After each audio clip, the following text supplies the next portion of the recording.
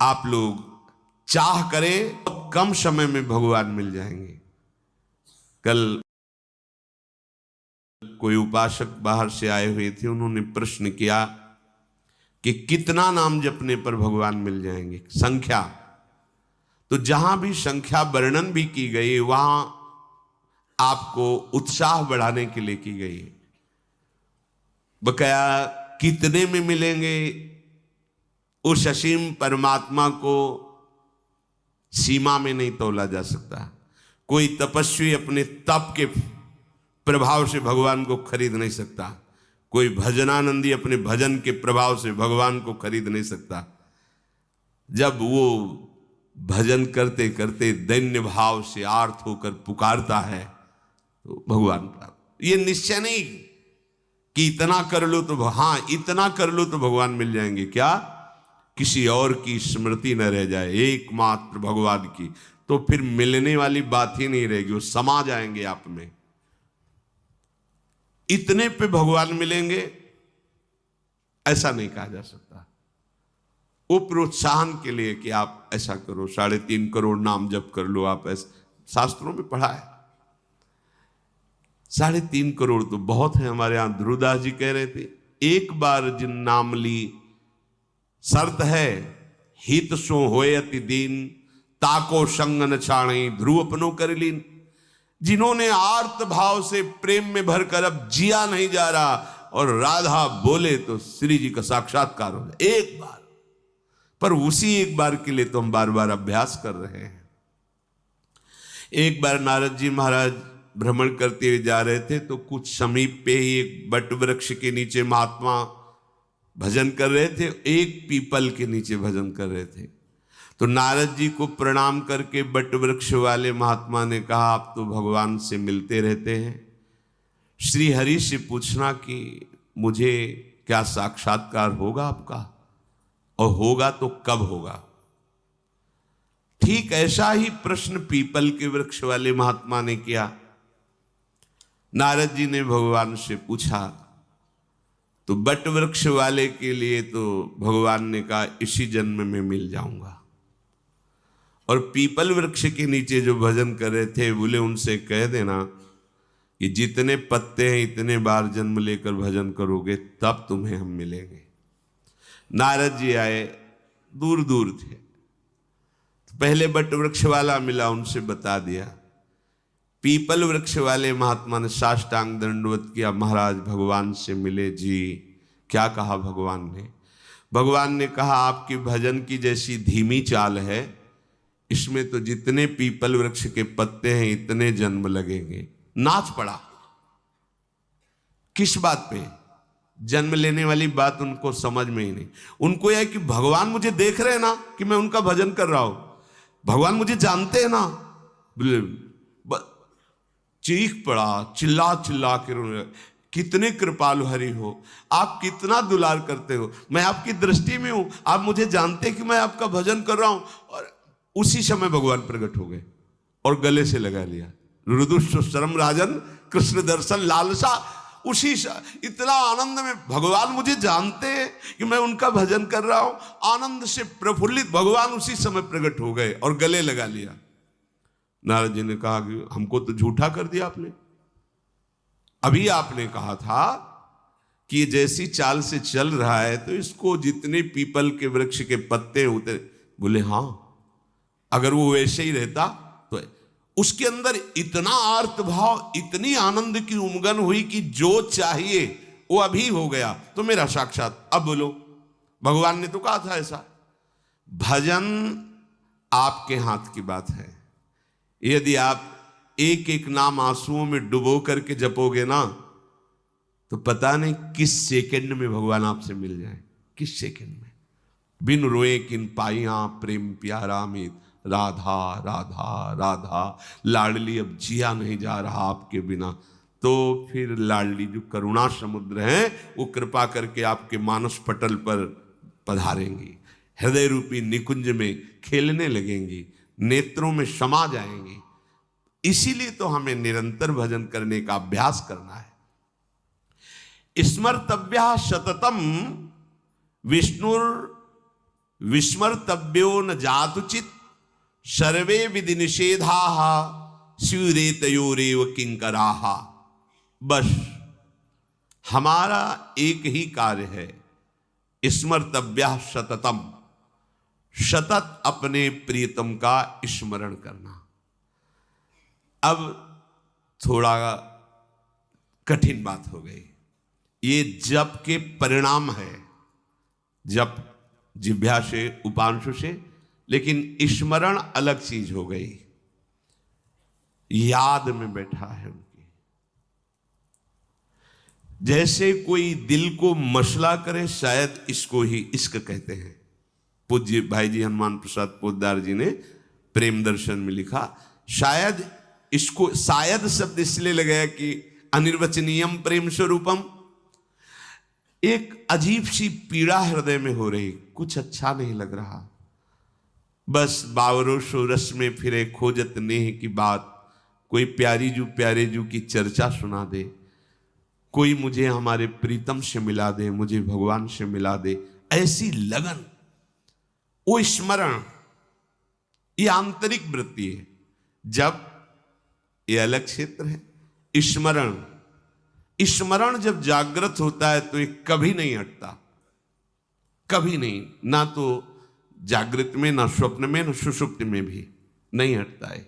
निद्रा समाधि स्थिति, वो गोरे चरणारविंद में ही सुषुप्ति जैसा दिखता है पर वो सोता नहीं, हर समय प्यारे जू की मधुर स्मृति पूर्ण विश्राम स्थल है उसके लिए।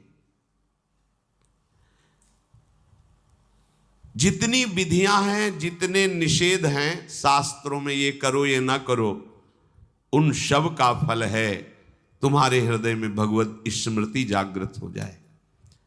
संपूर्ण शास्त्रों के स्वाध्याय का, ज्ञान का फल है भगवत स्मृति जागृत हो जाए।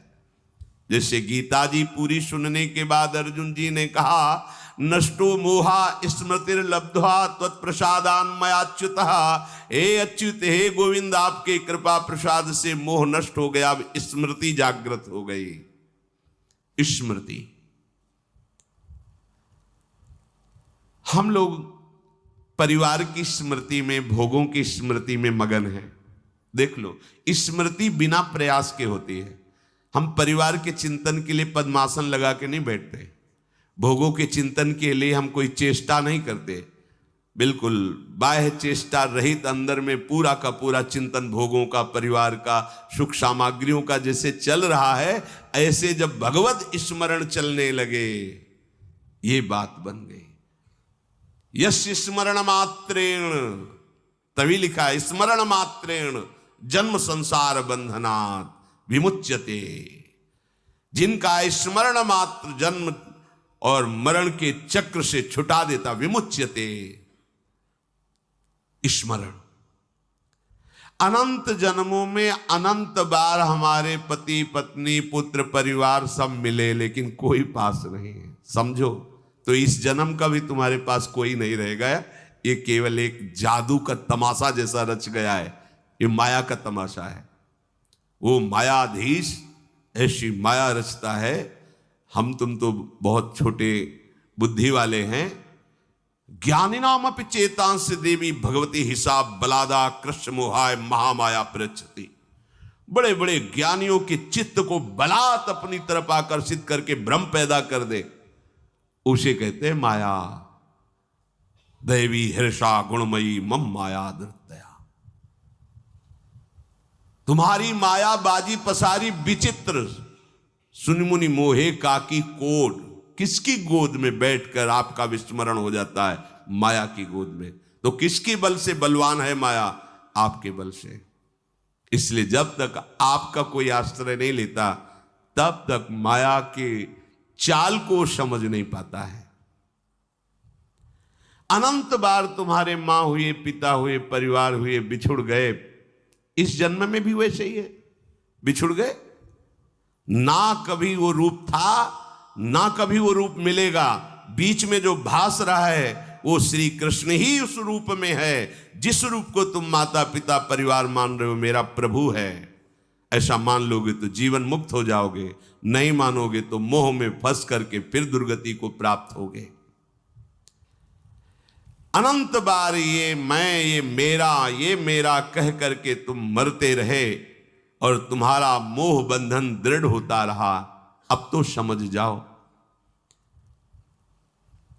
इस जन्म में एक बार तुम थोड़ी हिम्मत करो और हृदय से, सच्चे मन से प्रभु श्री कृष्ण को, श्री हरि को अपना मान लो। एक बार हृदय थोड़ा मजबूत करो। ये मजबूत होता है सत्संग से। और पुकारो कि प्रभु मेरे हो आप, पुकारो मीरा जी की तरह, मेरे तो गिरधर गोपाल दूसरो न कोई। ये है ही नहीं दूसरा। जैसे आप कह दो फिर ये सब वास्तविक नहीं है, केवल भास रहा है। तो हंसी आती है जब वो दिखाते हैं, तब हंसी आती है कि वाह बड़े प्रवीण हो आप, छुपने में बड़े प्रवीण हो।